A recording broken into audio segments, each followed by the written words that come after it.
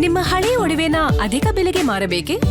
ಅಟಿಕಾಗೆ ಕಾಲ್ ಮಾಡಿ 8803000300. Attica gold company. Ayodhya Rama ಮಂದಿರದ ದೇಣಿಗೆ ಕಳ್ಳತನ ಕೇಸ್ಗೆ ಸಂಬಂಧಪಟ್ಟಂತೆ ಆರ್ಎಸ್ಎಸ್ನಿಂದ ಮೊದಲ ಪ್ರತಿಕ್ರಿಯೆ ವ್ಯಕ್ತವಾಗಿದೆ. ಅಂತೂ ಇಂತೂ ಕೊನೆಗೆ ಆರ್ಎಸ್ಎಸ್ ಮುಖಂಡ ದತ್ತಾತ್ರೇಯ ಹೊಸಬಾಳೆ ಹೇಳಿಕೆ ಕೊಟ್ಟಿದ್ದಾರೆ. ಶ್ರೀರಾಮನ ಭಕ್ತರ ಭಾವನೆಗಳಿಗೆ ಧಕ್ಕೆಯಾಗಿದೆ, ಕೆಲವೊಂದು ಗೊಂದಲಗಳು ಬಗೆಹರಿಯಬೇಕಿದೆ, ಎಸ್ಐಟಿ ತನಿಖೆಯಿಂದ ಸತ್ಯಾಂಶ ಹೊರಬರಲಿದೆ, ದೇಣಿಗೆ ಕಳ್ಳತನ ಮಾಡಿದ ತಪ್ಪಿತಸ್ಥರಿಗೆ ಕಠಿಣ ಶಿಕ್ಷೆ ಆಗಲೇಬೇಕು, ಈ ಘಟನೆಯಿಂದ ಹಿಂದೂಗಳಿಗೆ ಆಘಾತ ಆಗಿದೆ, ಈ ಘೋರ ಘಟನೆಯನ್ನು ಗಂಭೀರವಾಗಿ ಪರಿಗಣಿಸಬೇಕು, ತಪ್ಪಿತಸ್ಥರ ವಿರುದ್ಧ ಕಠಿಣ ಕ್ರಮಗಳಾಗಬೇಕು, ಈ ಕಠಿಣ ಪರಿಸ್ಥಿತಿಯಲ್ಲಿ ಹಿಂದೂಗಳು ಸಂಯಮದಿಂದ ಇರಬೇಕು, ಕೆಲವರಿಗೆ ಈ ಘಟನೆಯ ಲಾಭ ಪಡೆಯಲು ಬಿಡಬಾರದು, ಹಿಂದೂ ವಿರೋಧಿ ಶಕ್ತಿಗಳ ಷಡ್ಯಂತ್ರವನ್ನ ವಿಫಲಗೊಳಿಸಬೇಕು, ಹಿಂದೂಗಳಲ್ಲಿ ಆರ್ಎಸ್ಎಸ್ ಮುಖಂಡ ದತ್ತಾತ್ರೇಯ ಹೊಸಬಾಳೆ ಮನವಿ.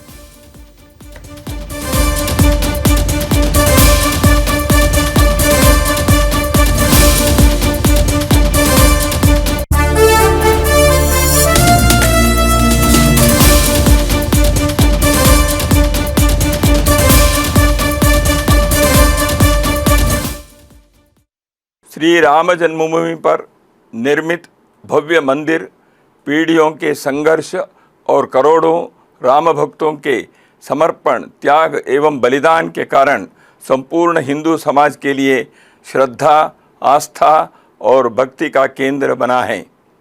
अयोध्या में श्री रामलला मंदिर में रखे हुए दान पात्रों में जमा राशि की चोरी की दुर्भाग्यपूर्ण घटना से समूचे समाज और राम भक्तों को भावना एवं श्रद्धा को आघात पहुंचा है तथा इस घटना से हम सभी आहत हैं। श्री राम जन्मभूमि तीर्थ क्षेत्र न्यास के आग्रहपूर्वक निवेदन पर उत्तर प्रदेश सरकार ने विशेष जांच दल का गठन कर उसकी अनुशंसा पर कानूनी प्रक्रिया प्रारंभ की है। जांच में जो भी दोषी पाए जाएंगे उन्हें कठोर दंड हो, यह सुनिश्चित करना आवश्यक है।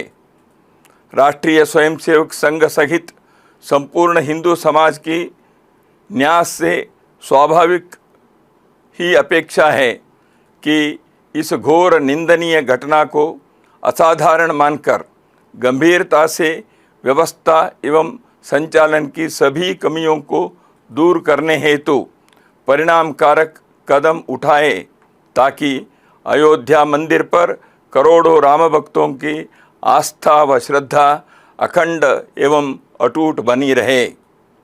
वर्तमान भ्रम और असमंजस की स्थिति समाप्त होनी ही चाहिए।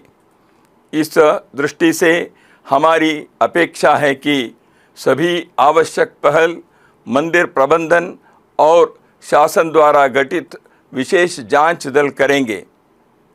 हमारा यह विश्वास है कि समुचित वित्तीय प्रबंधन, सुचारू संचालन हेतु निर्दोष, पारदर्शी व्यवस्थाओं एवं शुद्धता और पवित्रता से परिपूर्ण, धार्मिकता से ओतप्रोत वातावरण के द्वारा श्री राम जन्मभूमि तीर्थ क्षेत्र न्यास हिंदू समाज की आस्था एवं विश्वास को सुदृढ़ बनाए रखेगा। राष्ट्रीय स्वयंसेवक संघ संपूर्ण हिंदू समाज से भी आह्वान करता है कि इस कठिन क्षण में वह आवश्यक धैर्य और संयम का परिचय दें तथा इस दुर्भाग्यपूर्ण घटना का लाभ उठाकर हिंदू विरोधी, राष्ट्र विरोधी शक्तियों के हिंदू धर्म एवं समाज को बदनाम करने के षड्यंत्रों को विफल करे।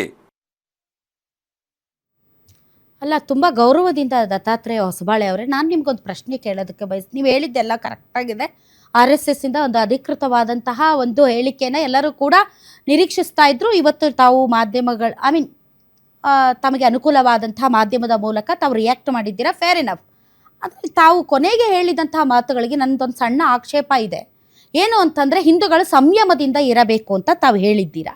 ಸಂಯಮದಿಂದನೇ ಇದ್ದಾರೆ. ಯಾಕೆ ಅಂತಂದರೆ ಇದರಲ್ಲಿ ಯಾರು ತಪ್ಪಿತಸ್ಥರಿದ್ದಾರೆ ಅವ್ರಿಗೆ ಕಠಿಣ ಶಿಕ್ಷೆ ಆಗಬೇಕು ಅಂತ ತಾವು ಹೇಳಿದ್ದೀರಿ, ನಾವು ಅದನ್ನೇ ಹೇಳ್ತಾ ಇದ್ದೀವಿ. ಆದರೆ ಇದರ ಲಾಭ ಪಡೆಯಲು ಕೆಲವರಿಗೆ ಬಿಡಬಾರದು ಅಂತ ತಾವು ಹೇಳಿದ್ದೀರಾ.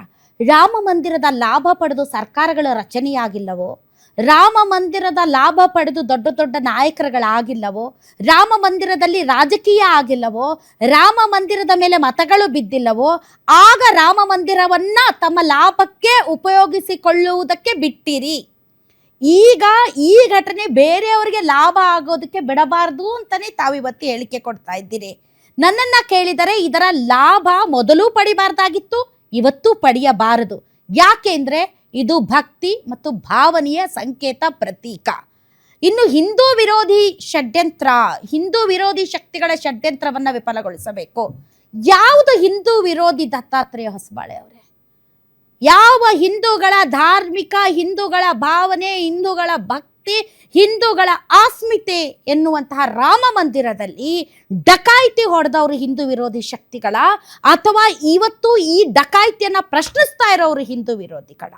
ಯಾರು ರಾಮ ಮಂದಿರದಲ್ಲಿ ಪಾಪದ ಕೆಲಸ ಮಾಡಿದ್ದಾರೆ ಅವರು ಹಿಂದೂ ವಿರೋಧಿಗಳ, ಅಥವಾ ಈ ಪಾಪದ ಕೆಲಸವನ್ನ ಪ್ರಶ್ನಿಸ್ತಾ ಇರೋರು ಹಿಂದೂ ವಿರೋಧಿಗಳ? ಯಾರು ಹಿಂದೂ ವಿರೋಧಿಗಳು? ದಯವಿಟ್ಟು ತಾವು ಸ್ಪಷ್ಟಪಡಿಸಬೇಕು ದತ್ತಾತ್ರೇಯ ಹೊಸಬಾಳೆ ಅವರೇ. ಇವತ್ತು ರಾಮ ಮಂದಿರ ಅನ್ನುವುದು ಕೋಟ್ಯಂತರ ಭಾರತೀಯರ ಶ್ರದ್ಧಾ ಮತ್ತು ಭಕ್ತಿ ಕೇಂದ್ರ.